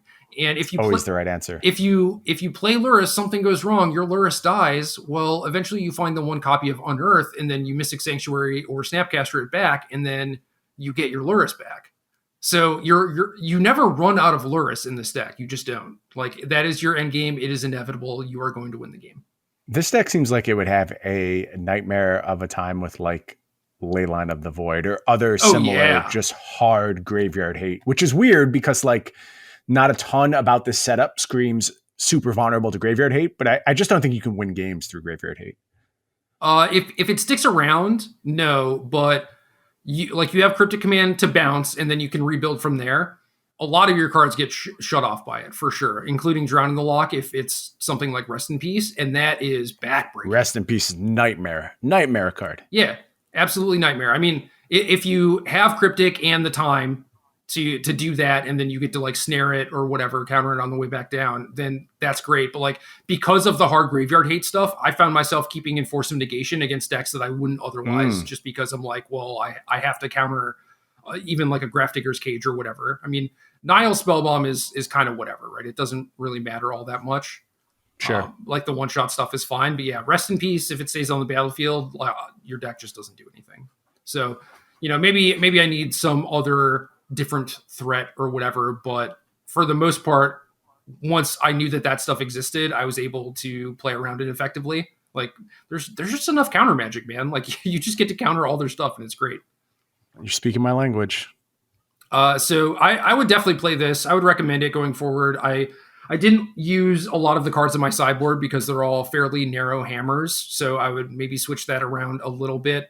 Would probably play in Explosives in my sideboard too, just because it's like an extra removal spell that's also fine with Lurrus, and you can even like put it on weird numbers with Astrolabe. And I would also just play a 3rd Spell Snare. I think this is a really good Spell Snare format because of Lurrus, right? Like, everyone is leaning on very cheap cards, and that usually includes playing the most impactful 2-mana cards. So Spell Snare is actually great right now. All sounds good. Definitely also putting this on my list of 2 plays. Shout outs to Card Hoarder for loaning me the 50-ticket Mishra Baubles. Love Card Hoarder, especially at moments when prices have gone absolutely absurd for some of these cards. You understand why every deck needs Mishra's Baubles now. But of course, our good friends at Card Hoarder hook us up with some nice accounts to play all these formats on and keep us informed so we can talk to you about them. Charlie, GWA, Grixis Lurrus, but with Delver instead of Death Shadow. So Delver, Sprite Dragon, couple copies of Snapcaster Mage. 26 cards to flip a Delver. It's getting close. It's not a lot. We're getting close. You can also bobble fetch land or whatever. I don't know. It's not good. It's not good. I want it to be, though. Can it be? Can we just pretend like it is for a little while? I mean, you could probably play more cantrips and cut some lands, right? Deck has 4 Force of Negations, man. Like, you can cut some lands. I would try to, because the day that Delver is actually a viable deck in Modern, I think will be a happy day for all of us. I know there's Delver haters out there, but I just think it's such a good balancing force to a very powerful format. Like, its effect on Legacy is so important to keeping that format reasonable. Maybe someday it can have its influence over Modern as well. Well, spoiler, there's a deck at the end that has Nimble Mongoose in it, so. Oh, wow. We're going that far, huh? Mr. Rabe, 80 cards. This one is wild. This is Valakut with some Summoner's Pact and like a Primeval Titan, a Dryad, Wrenn and 6, Cryptic Command. This deck is wild. You have to look at it. I'm looking at it. No, not you. Like the listener, like in case they're not actually following along with us. It's like I can't give you the scope of this deck without you actually looking at it. Well, I was going to say I am looking at it, and I still don't understand the scope of this deck, so I can join listeners in not quite understanding what's going on here. It seems like a lot of very separate plans to me. I mean, like Cryptic Command and Field of the Dead setups are cool. I really like these in general.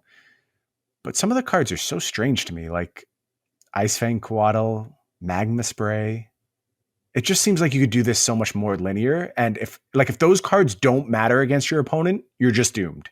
And you could draw a portion of your deck that is just stone blanks over and over. Yeah, I don't know. I think it's interesting to think about like scape shift decks with Yorion, because then you can play a bunch of like good lands and still have all the mountains in your deck, like that's interesting. I don't think this is the way I would go about doing it with like this mini Summoner's Pact toolbox and stuff, but it is definitely interesting to think about, and it wasn't on my radar before. Well, I will tell you, I am very angry with you right now, because if you had read my article about the top 10 cards in Modern, when I included Yorion on my list and said one of the points that definitely should be checked out was Yorion scape shift decks for exactly that reason. So if you're not going to read the articles, I mean, I can lead a horse to water. I can't make you drink, Gerald. Word. Yeah, at that time, I was like, I don't even care. It's all Lurrus. That's all I want in my life. Well, it was the number one card on my list, so at least I got that one right. Smart. Yeah. Elf MTG. This is normal Infect with no friendo, no companion. Done. Get it out of here. All right. Rock_star. This is Urza with no Urza, because obviously you want to play a Lurrus to go with your Thopter Foundry and Sword of the Meek. Okay. So this is kind of dope, because it's pretty similar to the deck that I played, except they're also doing Thopter Sword stuff, which obviously I support. I can get behind that. We all know you're a big Thopter Sword fan. I don't think it's good. Mm-hmm. But I mean, they have Archmage's Charm, Cryptic Command, Drown in the Lock, Metallic Rebuke, which is sweet. I probably could have played like a copy of Rebuke in my deck. Man, I want this deck to be good so badly. I have long been underwhelmed with Sword of the Meek Thopter Foundry in Modern. It just tends to not matter all that often. And this deck feels like it's banking on it a little bit too hard for my liking. But like you said, there's a lot of similarities between your deck and this deck. It's just your deck will do all the good game plans much more consistently than this deck will. Right. Also, so like I played an Into the Story in my deck, and after playing with it, I was like, maybe there should just be like a Thirst for Knowledge, because I have 8 artifacts that are good, and then maybe I could play an Explosives to give me a 9th, and even just like draw 3, filter 2 crappy cards away might be good enough. And I mean, certainly for a deck like this, like if you're looking for like a hard card drawer or a card filtering thing, like you have enough artifacts for Thirst, so that's something that you could do. Way more realistic with Snapcaster Mage, obviously. Well, yeah. I mean, I did snap into the story. You don't get the discount. You don't get the discount with Into the Story, though, right? No, you do. Oh, you do? Yeah. Okay. Yeah, my mistake. I snapped Into the Story once. It was like, I mean, I had already resolved Into the Story, so it was completely trivial, but it was like, well, sure. I have 6 cards. You didn't do anything. I guess I'll Snapcaster this at your end step or whatever. So you can do that, and it's a little bit more effective, but it's usually just completely unnecessary. Sure. Hell Monkey, 80 card, Niv Mizzet, Yorion stuff. This was another deck I wrote about in my article when I was saying, what can you do with Yorion? Niv Mizzet makes sense. Less because like you actually want to blink a Niv Mizzet, although obviously you win if that's the case. Game. More because these decks benefit from having a pretty wide selection pool for your bring to light targets. Like the tutor game is very important for Niv Mizzet. So I like this. This is a cool looking list. Some of the one-ofs blow my mind, and I don't know how we got here, but... Reborn Hope? That's one of them. And I haven't seen an Ajani Vengeant in I don't know how long. And I used to love this card. Like, this is when I really got into competitive Magic, was when Ajani Vengeant was a meaningful Magic card. And I was all about this one. God, I blew it against Ari Lax in a limited PTQ top 4 when he had an Ajani. I played so bad. Still haunts you to this day. It does. Dude, that was a tough one. That was one of the big moments in my life where I was like, I need to get my head out of my ass. That was just an embarrassment. That's when you got it all together in that moment. 603 LEB Amulet. Normal Amulet. Yeah, don't have much to say here. I've never liked Primal Command, but whatever. Yeah, no Karn. Brainstorm 39, 80 cards, Cryptic Command, Lightning Bolt. I don't know. This is like Jeskai splashing some Ice Fangs to go with the Urians. Yeah, I'm not a huge fan of the Lightning Helix, Lightning Bolt stuff unless you have some way to close games quickly. Like, I think that's where you benefit from having that little bit of extra reach. And there's not even like Celestial Colonnades here. And don't get me wrong, I'm not saying you should play Celestial Colonnade. I think that card has rightfully died a death, but it's really hard to benefit from the reach that a lot of these cards provide you without some way of closing a game a little bit more quickly than this deck does. I mean, that Ice Fang damage adds up, man. I don't know. Over 20 turns, it sure does. And finally, we have Jordititor. I don't know. There's some separation in these letters that would probably form Jordititor. I would say Jordititor would be my guess.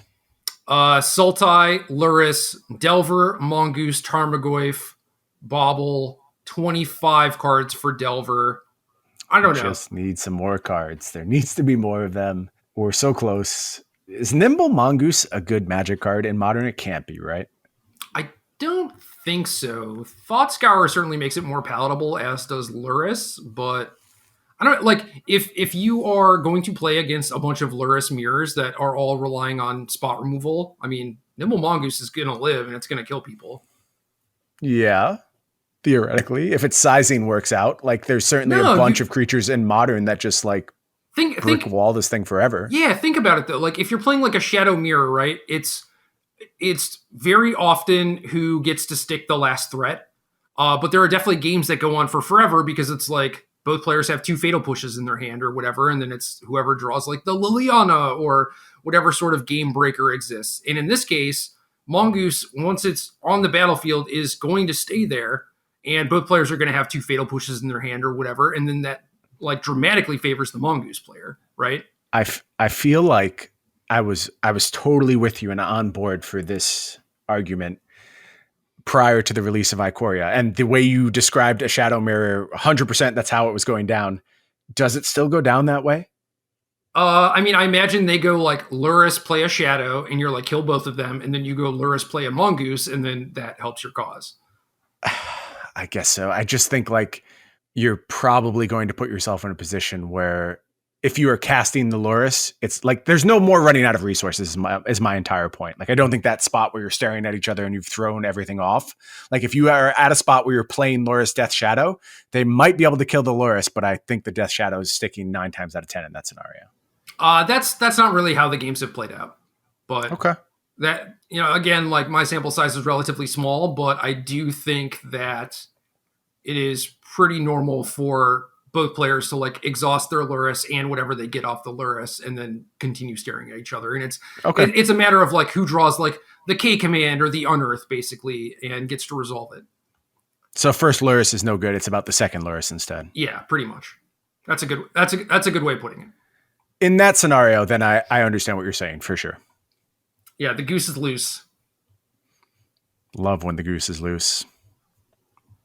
At the end of every episode, we solicit the fine folks in our Discord for their burning questions. They knew we were talking about Modern, and Bryan told them to ask their best Modern-related questions. And the question that we select gets a fine enamel Arena Decklist pin. And the question this week comes from Drew Pendergast, a.k.a. The Duffalo. Is this a top 10 or better limited format for you? I figured since it's a Modern episode, but you really wanted it to be a limited episode, and Drew knew that I could just ask you that, and I'll just chill. Oh man. I have to check my personal rankings. My expectation is this probably sits outside the top 10 because like I said, I think there are some games that are a little bit deterministic and there is the repetitive play issue of the companions. But like I said, so much of the sauce of this format for me is in the deck building drafting portion. And honestly, I am a pretty harsh judge of my own Magic skills, I think a lot of the time, maybe fairly so in most instances, but I tend not to overinflate how good I am at the game.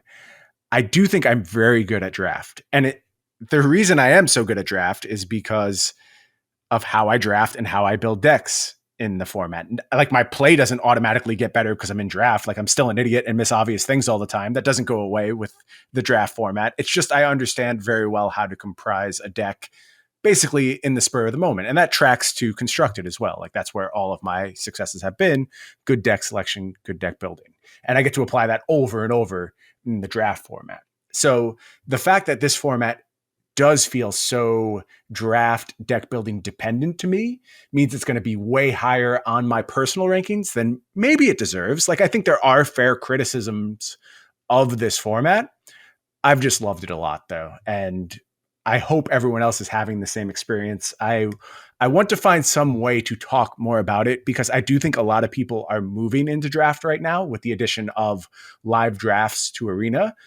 It's a monumental upgrade. There's really no comparison between bot drafting and human drafting. It's completely different. And despite some frustrating elements of this format, and we haven't mentioned the cycling deck yet. The cycling deck is very stupid. 2 points too good, I would say. And the Snare Tactician endgames are frustrating. And then there's Zenith Flare on top of it. So that is the one huge strike against the format that probably keeps it out of the top 10 range for me. But there's still good stuff going on. And I hope that I get the chance to have some conversations about this format before it's over. Cool. I have nothing to add. Thank you. Thank you for letting me say my piece. I'll say that's game if you want. Please do. Does that make us even? Yep. Nice. That's game.